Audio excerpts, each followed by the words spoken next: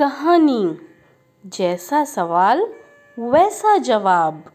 बादशाह अकबर अपने मंत्री बीरबल को बहुत पसंद करता था। बीरबल की बुद्धि के आगे बड़े बड़ों की भी कुछ नहीं चल पाती थी।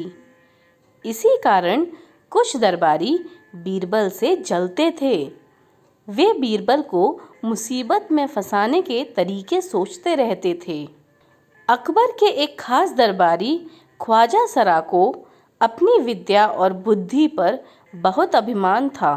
बीरबल को तो वे अपने सामने निरा बालक और मूर्ख समझते थे, लेकिन अपने ही मानने से तो कुछ होता नहीं। दरबार में बीरबल की ही तूती बोलती और ख्वाजा साहब की बात ऐसी लगती थी जैसे नक्कार खाने में तूती की आवाज़। ख्वाजा साहब की चलती तो वे बीरबल को हिंदुस्तान से निकलवा देते, लेकिन निकलवाते कैसे? एक दिन ख्वाजा ने बीरबल को मूर्ख साबित करने के लिए बहुत सोच विचार कर कुछ मुश्किल प्रश्न सोच लिए। उन्हें विश्वास था कि बादशाह के उन प्रश्नों को सुनकर बीरबल के छक्के छूट जाएंगे और वह लाख कोशिश करके भी संतोषजनक उत्तर नहीं दे पाएगा। फिर बादशाह मान लेगा कि ख्वाजा सरा के आगे बीरबल कुछ नहीं है। ख्वाजा साहब अचकन पगड़ी पहनकर दाढ़ी सहलाते हुए अकबर के पास पहुँचे और सिर झुकाकर बोले, बीरबल बड़ा बुद्धिमान बनता है, आप भी उसकी लंबी चौड़ी बातों के धोखे में आ जाते हैं। मैं चाहता हूँ कि आप मेरे 3 सवालों के जवाब पूछकर उसके दिमाग की गहराई नाप लें। उस नकली अक्ल बहादुर की कलई खुल जाएगी।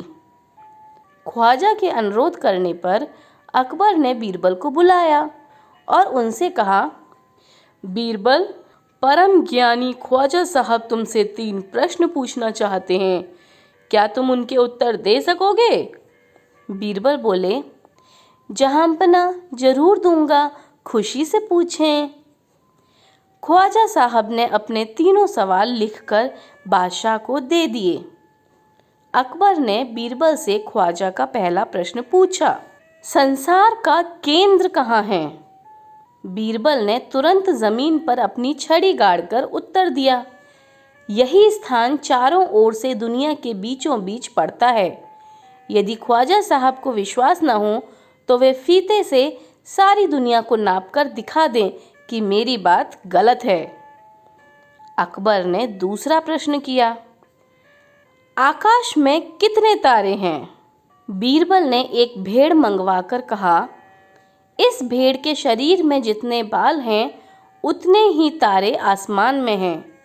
ख्वाजा साहब को इसमें संदेह हो तो वे बालों को गिनकर तारों की संख्या से तुलना कर लें। अब अकबर ने तीसरा सवाल किया, संसार की आबादी कितनी है? बीरबल ने कहा, जहांपना, संसार की आबादी पल पल पर घटती बढ़ती रहती है, क्योंकि हर पल लोगों का मरना जीना लगा ही रहता है। इसलिए यदि सभी लोगों को एक जगह इकट्ठा किया जाए तभी उनको गिनकर ठीक ठाक संख्या बताई जा सकती है। बादशाह तो बीरबल के उत्तरों से संतुष्ट हो गया, लेकिन ख्वाजा साहब नाक भौं सिकोड़कर बोले, ऐसे गोलमाल जवाबों से काम नहीं चलेगा जनाब।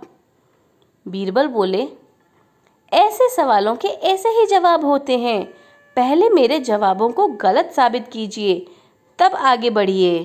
ख्वाजा साहब से फिर कुछ बोलते नहीं बना।